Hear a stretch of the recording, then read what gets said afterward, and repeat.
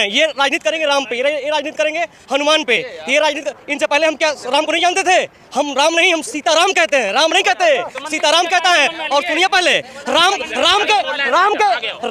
राम के चलते ये देश नहीं चलेगा। मेरा सवाल इनसे है कि अगर ये राम को जानते थे तो मंदिर का ही नहीं बनवा लिए इतने दिन से। अरे यार, मंदिर क्या बनाने की जरूरत है? हमारे दिल में राम है, तुम्हारे दिल में राम है, उनके दिल में राम है, मंदिर की क्या जरूरत है हमें? हमारे दिल में राम है। आएगा ही मोदी, कहना चाह रहे हैं। ये देखो कॉन्फिडेंस देख रहे हो, सरकार तो आवेगी, इन्हें पता है सेटिंग पूरी है और मूर्ख हम पूरे हैं, आवेगी। मोदी जी के 10 साल कैसे रही है बताइए। मोदी के 10 साल बेमिसाल, वो हमारे लिए नहीं, कमाने वाले लोगों के लिए नहीं, मूर्खों के लिए 10 साल बहुत बेमिसाल रहे हैं। उन मूर्खों के लिए जिन्हें ना शिक्षा चाहिए, ना उन्हें विकास चाहिए, ना उन्हें चिकित्सा चाहिए, और ना ही उन्हें अपने बच्चे कहीं पढ़ाने हैं, और ना उन्हें कहीं कुछ करना है। उन्हें सिर्फ गाय में लगना है, गाय के पेशाब में लगना, गाय के गोबर में लगना है, गैस निकालनी है नाली से, सिर्फ इसमें रहना है, और नारे लगाने, उपद्रव फैलाना। इन कामों में बहुत बेमिसाल रही है मोदी सरकार, और लोग खुश हैं 5 किलो राशन में, क्योंकि 5 किलो राशन उनको अपने बच्चे की पढ़ाई से ज़्यादा लग रहा है, अपने स्वास्थ्य से ज़्यादा अच्छा लग रहा है 5 किलो राशन। तो दावा कर रहे हैं विकसित भारत बन गया है। देखो, विकसित भारत बन गया, मैं बिल्कुल मान रहा हूँ। फिर 111वें नंबर पे भुखमरी में क्यों आया है? हमारा देश फोरबॉस की एक कंपनी है, वो उसने भारत को सबसे ज़्यादा भ्रष्ट देश बताया है। तो कहाँ विकसित बन गया है, कहाँ विकास हो रहा है हमारे देश में, जब हमारा भुखमरी में 111वां नंबर आ गया है। दूसरी बात, मोदी जी खुद ही कहते हैं कि 80 करोड़ लोगों को हम राशन मुफ्त दे रहे हैं। तो उनका कहने का मतलब है कि 80 करोड़ लोग तो बेचारे भुखमरी में ही आ रहे हैं ना, जो उनका अनाज ले रहे हैं, और जो 60 करोड़ बचे वो थोड़ा सा जीवन यापन सही कर रहे होंगे। तो आपने देखा होगा कि कुल 20-25 परिवार ही भारत की 90% जो इकोनॉमी है उसको उस पर काबिज हैं, उसकी धन संपदा को इस्तेमाल कर रहे हैं। तो ऐसा नहीं है कि मोदी जी बहुत अच्छी बात करते हैं जब वो 111वें नंबर पे देश को लिया है भुखमरी में। मोदी राज में गरीबों और किसानों के लिए कैसा रहा मोदी राज? नहीं, गरीबों को लिए देखो, हमारे देश का जो गरीब है ना, हमारे देश का जो आदमी है, गरीब तबका आदमी जो है, उसको थोड़ा सा ना उसका वो मैं तो ये कह सकते हो कि वो दिमाग से थोड़ा सा पैदल है। कैसे? देखो, यहाँ ना एक जातिवाद है सबके अंदर। अगर उसका नेता कितना भी खराब हो, लेकिन उसका जाति का होगा, तो वो उसका अगर वो बलात्कार भी करेगा ना, उसको वो कहेगा नहीं इसने बलात्कार नहीं करा। यहाँ नेतागिरी में क्या है, जातिवाद है।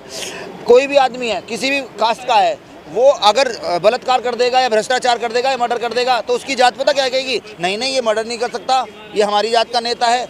यहाँ ऐसे लोग हैं, और उसके समर्थक में हमेशा पागल रहेंगे। जबकि ऐसा होना चाहिए, अगर बलात्कार करा, उस पर आरोप सिद्ध हो गया, उसको उस जाति को छोड़ देना चाहिए, तू मुजरिम है। अभी आपने देखा होगा ब्रजभूषण सिंह, उन पर आरोप लगे थे बलात्कार के, कुलदीप सेंगर पे लगे, लेकिन उनका समाज उनके साथ है, जो उनका समाज है उनके साथ है, उन्होंने छोड़ा नहीं। वो उस समाज के नेता हैं। ऐसे बहुत सारे नेता हैं जो जी तो कह रहे हैं ना कि हर घर मोदी हो रहा है, मोदी माई जी के इस देश में।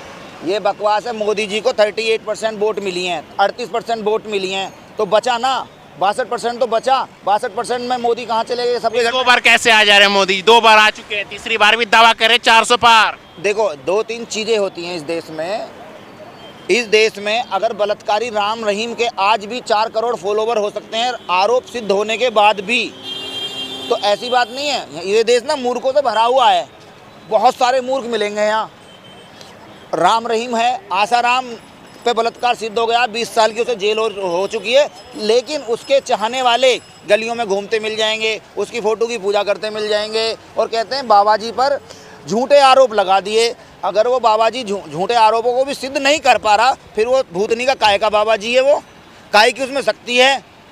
जब वो अपने आरोपों को सिद्ध नहीं कर पा रहा, वो जेल हो गई। लेकिन उसको चाहने वाले, देखो, इस देश में मूर्खों की कमी नहीं है, इस देश में भरपूर मूर्ख मिलेंगे हर गली में। मोदी की मोहब्बत ही भाई, वो मूर्ख कहाँ है? मोहब्बत। मोदी जी उस आसाराम के पास जाते थे और कहते थे बापूजी ने मुझे बुलाया है। आडवाणी भी जाते थे, मोदी जाते थे, और कितने सारे गडकरी भी जाते थे, उस आसाराम के पैर छू रहे हैं, और वो आज जेल में पड़ा है, और उसके फॉलोवर भी हैंगे, बलात्कारी के फॉलोवर भी हैंगे।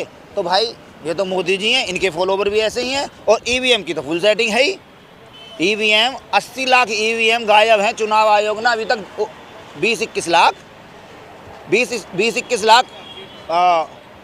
लाख जो भी हैं ईवीएम गायब है। अभी तक चुनाव आयोग ने उसका जवाब नहीं दिया। और अभी एक वकील साहब हैं,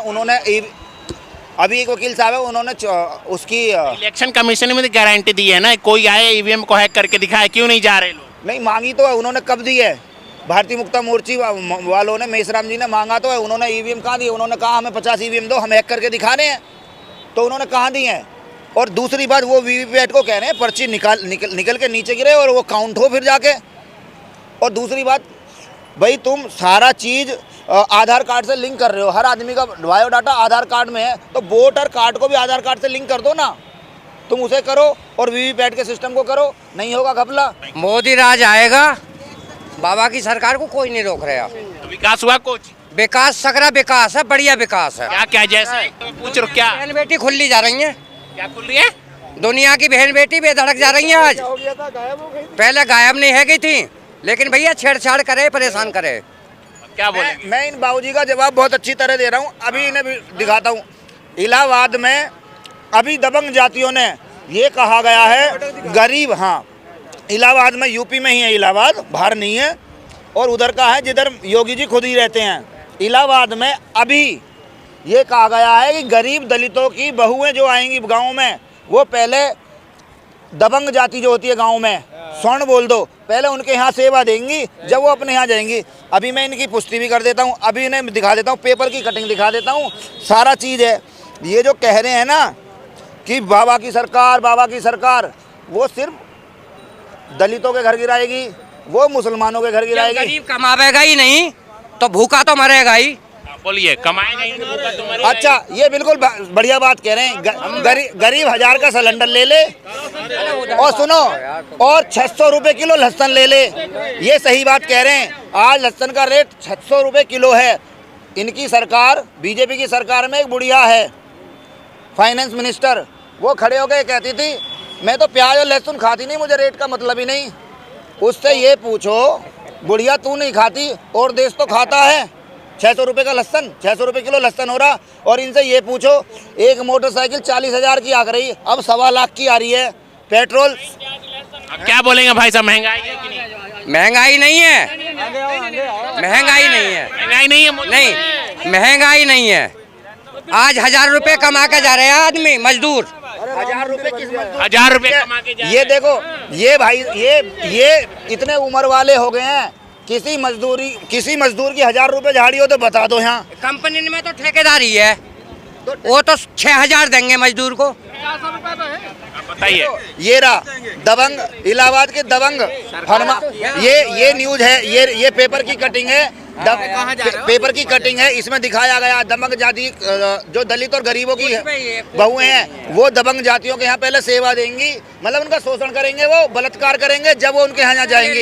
ये कटिंग। और ये भाई साहब कह रहे हैं गरीबी ने वो नहीं, जोल लगाने से या भाई साहब के जोल लगाने से सरकार न रुक रही। हमारी वोट से तो बने। क्या बोलेंगे? हमारे आएगा ही मोदी, कहना चाह रहे हैं। ये देखो कॉन्फिडेंस देख रहे हो, सरकार तो आवेगी, इन्हें पता है सेटिंग पूरी है और मूर्ख हम पूरे हैं। आवेगी, क्यों आवेगी, लेकिन इन्हें पता नहीं है।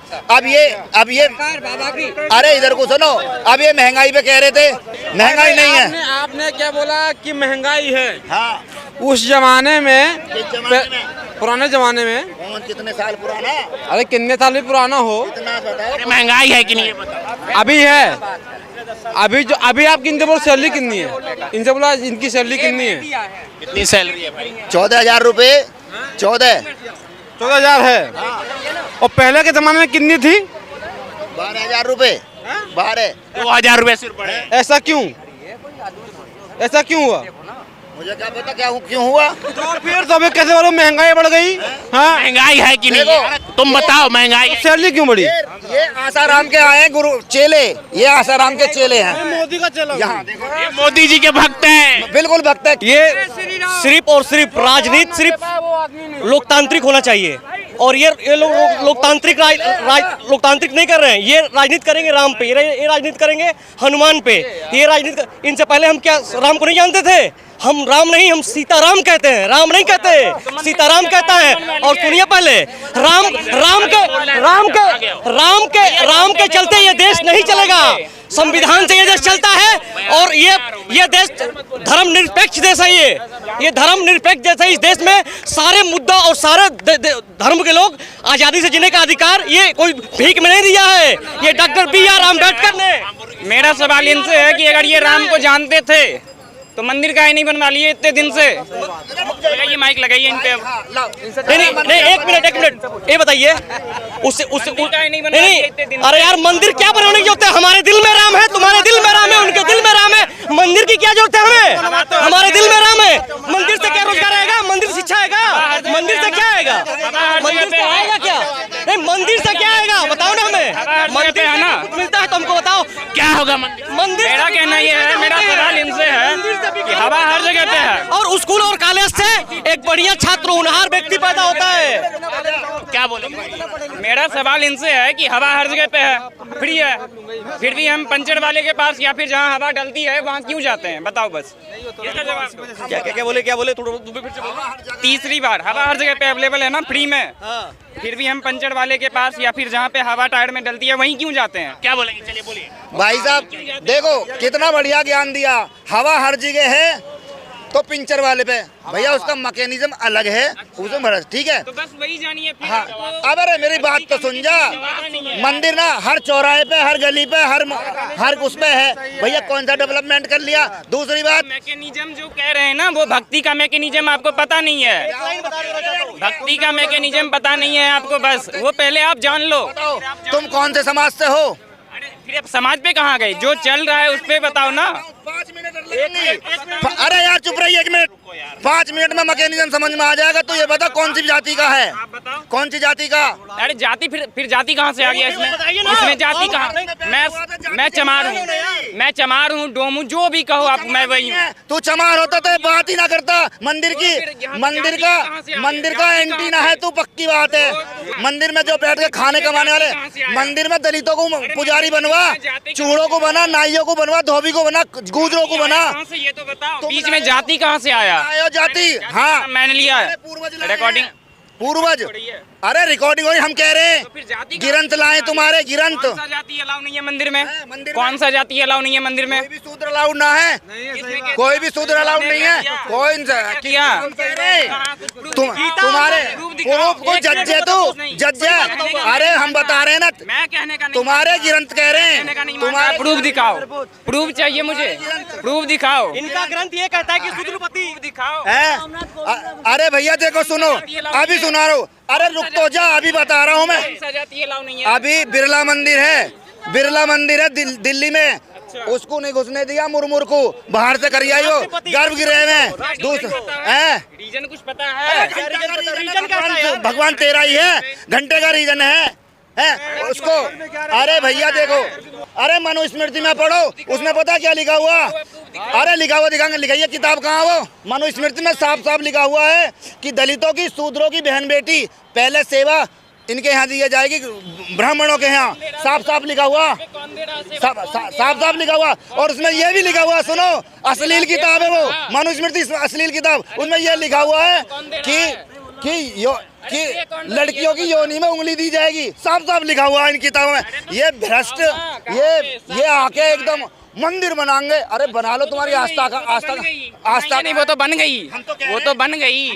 हाँ फिर हम भी कह रहे हैं, क्या होगा मंदिर से? बता क्या होएगा? कुछ नहीं होगा। आपके जहाँ तक वो डिपेंड करता है ना, वो डिपेंड करता है इस पे, वो डिपेंड करता है इस पे क्या होगा।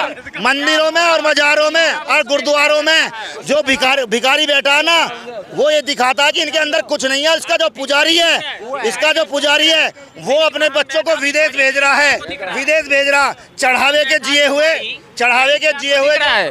लेकिन उससे जो डेवलपमेंट होगा वो तो आप कुछ नहीं, क्या होगा? हाँ, मंदिर से डेवलपमेंट हो रहा, नहीं हो रहा। 1 करोड़ मंदिर है भारत में, दुनिया भर के भुखमरे हैं। पहले गए थे अयोध्या, पहले गए थे अयोध्या। मंदिर कौन सा डेवलपमेंट हो रहा है?